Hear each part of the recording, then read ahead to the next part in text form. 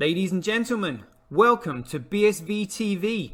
I'm your host Satoshi, and on this show we'll be defending the one and only, truly genuine Bitcoin. The Bitcoin that Satoshi Nakamoto designed in his white paper as a peer-to-peer electronic cash system for the world. Let's get the disclaimers out of the way. So all the statements that you hear on this show are opinion and must only ever be taken as opinion. They are never to be taken as any form of advice, family, financial, sexual or otherwise. And on that note, let's sit back, relax, have some fun and enjoy the show. Get paid for your content in Bitcoin and set your own fee on Streamanity. Yeah, I'm not surprised I wasn't asked why I'm convinced Craig is Satoshi. I posted on Reddit. He signed in my presence using the private key from block number one, the very first mined Bitcoin block on a computer that I'm convinced had not been tampered with, on software I'm convinced that had not been tampered with, a message of my choosing. At Enchain, we've just funded a number of universities doing, so far, a test up to 1 gigabyte because it validates what we've already done independently. We've tested up to 380 gigabyte blocks. We've tested 1 million transactions a second and transaction sizes up to 20 megabytes. Super complex scripts, basically ones that can run operating systems. That's basically all of global commerce times about 50. On top of that, we can have complex scripts.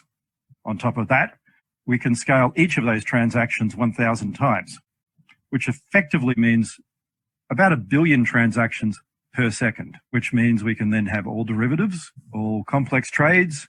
That means high frequency trading. It means everything that happens globally. Is the market that effectively BSV is going for, is that global e-commerce, which is currently valued at $29 trillion? No, that's too small. Buy and sell Bitcoin instantly at bsvgravity.com. And you can now book and pay for your winter holiday at skibsv.com. Good afternoon, everybody. It looks like we are live at 5 and rocking and rolling. Let me just sort this screen out. Quick little bit of DIY. There we go. Rocking and rolling. Right. What a day it's been. Never a dull moment in crypto, as I've said many times before.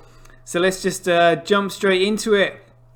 So this is the crypto forecast, the strength of the system, the health of the network. Here we go. We've got Bitcoin with 0.7% of the hash rate. Bcrash 1.5. Coolcoin 97.9. Network nodes same as they ever were since the 15th of November 2018. We've got Bitcoin with 2.3, Bcrash 10.3. And Coolcoin 87.4 transactions. Oh, Bitcoin winning 52.2, Bcrash 2.4, Coolcoin 45.3. Block size, Coolcoin just pipping us this time, never mind. Bitcoin 41.5, Bcrash 2.8, Coolcoin 55.7. Let's play spot the biggest block on Bcrash. I can see a 244 kilobyte block, 335, 390, and that is it. So 0.3 of a megabyte. Well done then. And we'll have a look at Coolcoin, and as you can see, it doesn't change because they purposely gave themselves a 1 megabyte restriction. Very clever. And let's have a look at Bitcoin, see what's going on here. All right, looks like Tau starting to mack it hard. We've got 8 megabyte block, 4.8 megabyte block, 5 megabyte block, unknown minder 5 megabyte block. And Huobi with the mid-range ones. Tau again with 2.7. Unknown 1.6. Got some bigger ones down here. 3 megabytes, 2 megabytes, 5 megabytes. Alright, and then unknown mining some small ones. Alright, be interesting to see what the hash rate looks like when we get down there. Let's have a quick look at Bcrash for lulls. Here we go. So there's 2,962 blocks mined of this absolute piece of shit. A total waste of energy. No value whatsoever. But this is the laugh a bit. So this is Anne-Marie's coin across the bottom. Totally centralized project. Along with Bitchin, which is also a centralized project. But they still don't even know yet. It's like two pigs arguing over who's like dirtier than the other. It's ridiculous. So Bitcoin Cash proof of work. Anne-Marie's coin is like Bcrash in comparison to Bitcoin and Corecoin. So these are all the shitcoin miners mining on the Bitchin chain. Good to see Hathor on there, making sure that none of these shitcoin miners get to cheat by getting any of those empty blocks. And this is Anne-Marie's coin. I mean, who are Dutch mining? Like, seriously, grow a brain cell. Whoever they are, no idea. But I mean, leaving this, like, I think this might be Anne-Marie's own little mining firm with like 0.1% of his own chain on it. Oh dear. So yeah, I mean, Dutch mining seems to, I mean, Unknown isn't even really mining much on there, to be honest with you. That's just that's really quite funny. Right, let's get back to Bitcoin. Here we go. A quick rundown of these graphs, should I say? So we've got Bitcoin hash rate by network. Yeah, okay, looks like Bitcoin's just tailed off there. Proof of work by network since 1st of August. Yeah, these are the two, like Corecoin and Bcrash, are going to stop. Hash rate, Bcrash versus Bitcoin. Proof of work by network, Bcrash versus Bitcoin. Look at this. It is 30,000 times cheaper to transact on Bitcoin than Corecoin, because it's the biggest shitcoin out of the lot. It is 5.7% more profitable to mine on Corecoin than Bitcoin, but that shows the demand for it. So daily average Bitcoin block size by network. Ooh, you know, Corecoin just pipping us there.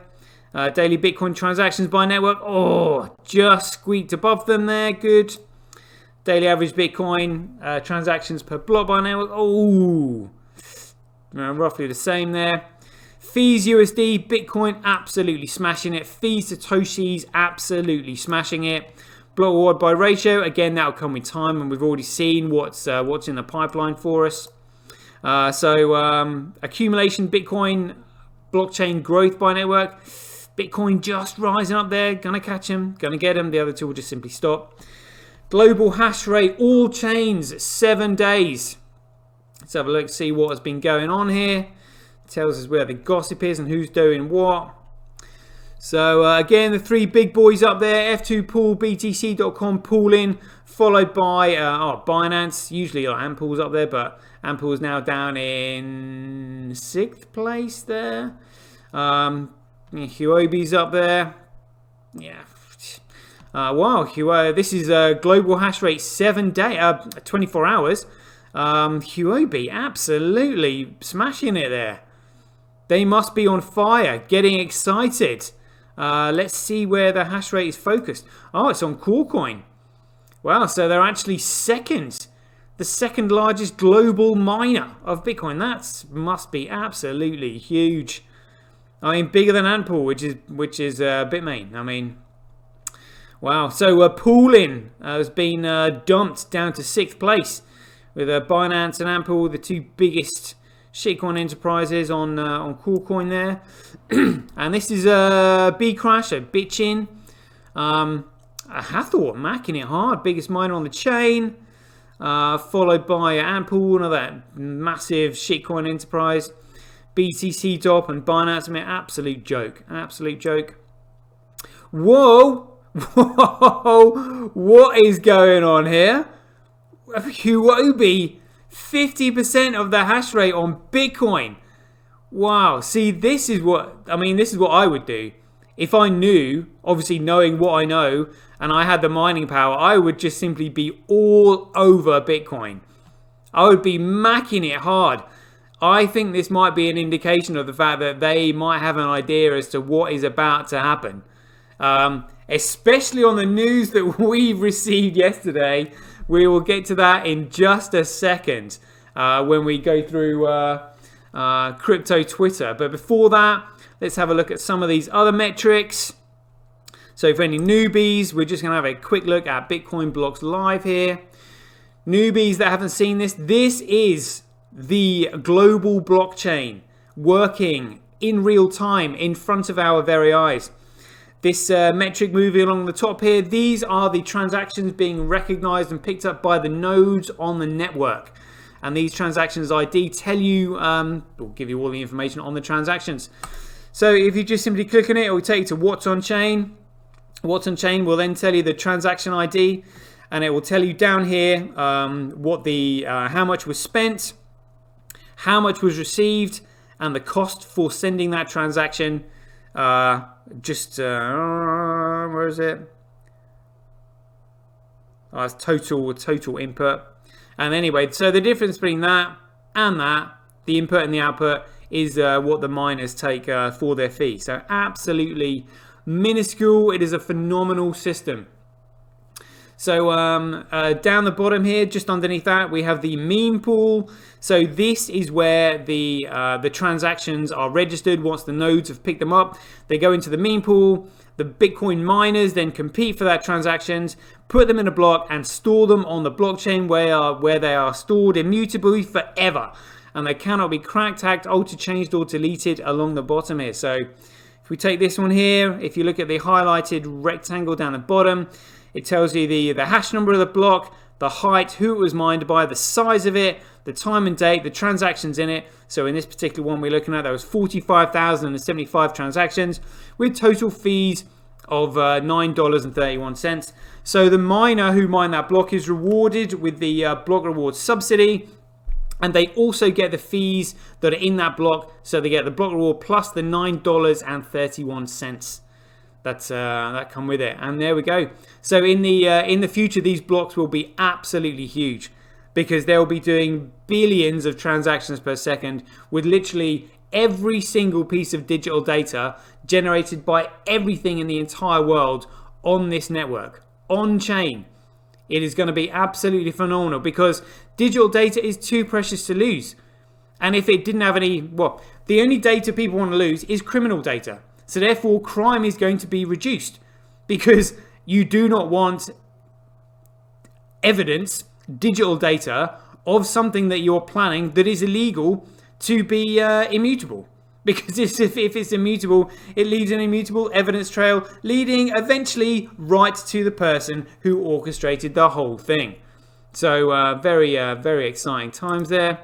Let's have a quick look at BitInfo charts. These tell us various metrics, which you can see here. They have a rich list, which tells you the amount of coins that are in the various wallets. Let's go back, and then we'll just go to BitInfo charts. We click on this one here. This one tells us various metrics. The one that we are interested in is active addresses last 24 hours. We'll add Ethereum in there. Go to 3 months. There we go, and this tells you the active addresses, and you can add all these other shit coins in there as well if you want, just for comparison purposes. But at the moment, because obviously Bitcoin is still in the adding value stage, which started on the 1st of January this year, everything that we're seeing at the moment is demos. A demo as to what is likely to come in the future. So on that note, let's have a quick look at I Am Satoshi, see how he's doing today.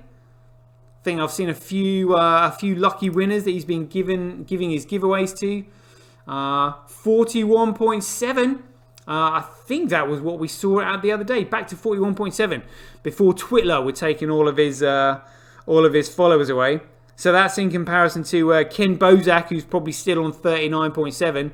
41.7 is massive. So that's 2,000 followers more than somebody who supports the biggest shitcoin, which is KuCoin, that does absolutely nothing. So let's have a quick look at Ruth Eastman's tweet. That should be a pinned tweet on her profile. Have they taken the like away? Yes, they have. Would you believe it? There we go, Ruthie. That one's for you. Let's have a check out Diego. Oh, here we go. Has he got that pinned tweet on his profile? Is it there? Okay, let's go on to messages then, and we'll find it. Where is it? Here we go. We will find you. We will find you. It's around here somewhere. We're coming up to it. It's around here somewhere. Here we go. So this was 3rd of December. Oh, like 2018, like 2 years ago. Look at that. Back on 217. Would you believe it? It never changes. Honestly, like Twitter, they'll never get away with it. Never get away with it. It's just so blatant what they're doing. Shocking. Shocking, not shocked, should we say. So let's see what our man Fire Ice, see if he's got anything for us today. Here we go. Any 100 lucky winners today? Oh, 3rd of December? No. Okay. Never mind. We'll keep checking that on a regular basis. But let's talk about this. Like, check it out. Check it out. Like, look at this. Look at this tweet. Look. This was a tweet that Peter McCormack put out on the 4th of December, which was just yesterday, in reply to Tony Vase. So he's actually said, Craig Wright submitted a crazy amount of evidence that he is Satoshi in my lawsuit.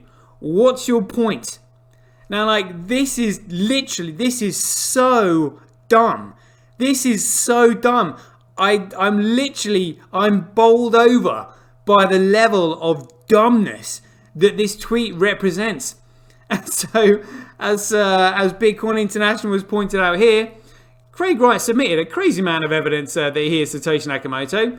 So, copyright ownership of the name Bitcoin means nothing. Rights to the Tulip Trust mean nothing. His authority on Bitcoin, on what Bitcoin is, how it's meant to work, and its true definition mean nothing. Clearly, I mean, this is absolute insanity. When like Bitcoin being an intelligence test, like hasn't sorted out like the men from the boys yet. So whereas, for example, on the stock market, all the brightest brains, the universities end up flocking to like these hedge funds and stuff like that, because that's where the money is. So eventually, all the dumbness in that gets weeded out, and then you're literally, fighting amongst the titans of finance. Those with like immensely capable mathematical brains that pick everything up, don't miss a trick on it, like workaholics. Whereas in Bitcoin, that hasn't been sorted out yet. Literally every man and his dog has thrown his 2 cents into the ring, trying to prove himself. And just nothing has been proven just yet. And so let's say somebody got in here really early, like we'll take a shot at like that guy from Nuggets News, whatever his name is. Oh my God. Literally just talking absolute crap. Like I saw a video of him today talking about some coin called Badger. I mean, all these really, really small-minded, absolute idiots. Like fascinated with like literally. It's like shining silver at a magpie. They can't help themselves. Oh, what's this? Yearn Finance. Oh, Sushi Swap. Oh, Chef Nomi. Oh, Pizza Token. Oh, Badger Coin. Oh, yeah. So you can get some free Badger if you just give them a little bit of money. Like honestly, that's what he was talking about. I'm just like, oh my God. Like these people, like they're just fascinated by this utter bullshit. And bullshit is what it is. It's just total crap. And you have to be intelligent to see through it. And I have to confess, I'll throw my hands up. I'll say it took me a while. It wasn't something that I kind of like saw immediately and thought, oh, well, that's bollocks, aren't I just great? I know that. No, it took me a long time. And I'm humbled by it. But the fact is, I got there. And again, like I think I've said this before, initially when you're interested by something, you don't really know where to start. You kind of listen to those people who are inspiring you. And obviously, and because at the time you don't really know who's who, you just simply sort of like take pot luck and you think, okay, well, I like what this guy is saying. I don't really quite understand what he's saying, but he's saying it with clarity and it makes sense. Even though I don't quite understand it, it seems logical and reasonable. So I'm gonna listen to more of this guy. I'm not really sure what they're saying. I don't really get it. I'll leave them. I'll just have a listen to more of this. And that person to me actually happened to be, Ryan X Charles. I was like listening to him, but again, it just blew me away. I was like, how does this guy know so much? I want to know what he knows, but like, he's not got time for me. I mean, why would he spend any time with me? I don't really know what I'm talking about. But you end up doing your research, and then you kind of like, you hear other people and you think, okay, well, I listen to a bit of them and I listen to a bit of them as well. And then suddenly you realize that all these people that you're listening to that sort of make sense, they're all in the same camp. You're like, oh, right, well, you're all in Bitcoin. You're all in BSV. Is that a coincidence? Like, how's that? And then you go back and listen to these other like people that you didn't understand initially what they were talking about because you didn't have the knowledge to apply to it. But then you listen to them and it's just like, wow, you're a f***ing idiot. And those people are like, the Voss twins, Peter, Nuggets News, Tony, Jimmy Wrong, Samson, like, oh my God. Roger, unfortunately, obviously I was captivated by Roger when I when I first heard him, and like Bitcoin Jesus and all that. So he seems like a nice bloke, kind of like, he's doing really well, like promoting Bitcoin, and he's like taking loads of flack, like, come on, Roger, you can do it. But then, after the splitting, it's just like, mate, you're all right. And that's going to lead me on to this next tweet that I'm going to mention here, because I have finally now been blocked by Roger. Here we go. He has officially blocked me. Now, I don't mind this, so I'll explain this here. But I hadn't actually noticed that he'd blocked me. I don't know. I just kind of like wasn't irritated by any of his tweets for much. Somebody had tweeted something that he'd said, and I was like, oh, I can't read that. And then I said this. So I've been so busy, I hadn't noticed that Roger Ver had actually blocked me. Credit where credit is due. He's endured 2 years of full-on B-Crash trolling from me towards his pedo-pandering bullshit crime coin, and he's finally broken. He's a tough old jailbird. Like, I didn't even think that he was reading my tweets because I was literally trolling him like as best I could on every single tweet he sent out. And again, there was no response. And then all of a sudden, block. And it's just like, right, I've actually been getting to him. I don't think he blocks anyone. Yeah, I've not seen him like block anyone. But that to me is a badge of honor because I've got no time for this anymore. Literally no time for that. That pedo-pandering bullshit crime coin that he's tried to destroy Bitcoin with. And trying to encourage everyone to get hooked on crack so that they'll buy his crime coin so they can purchase drugs and shit on the dark net with it. It's absolutely ridiculous. And when I'm talking about ridiculous, I've also looked into the figures of this. So, don't think I haven't done my research. The dark market is estimated to be around $8 trillion. So Roger has just been like, oh, right, well, $8 trillion, that's not bad. Yeah, we'll have some of that. Oh, okay, so you want $8 trillion. Right.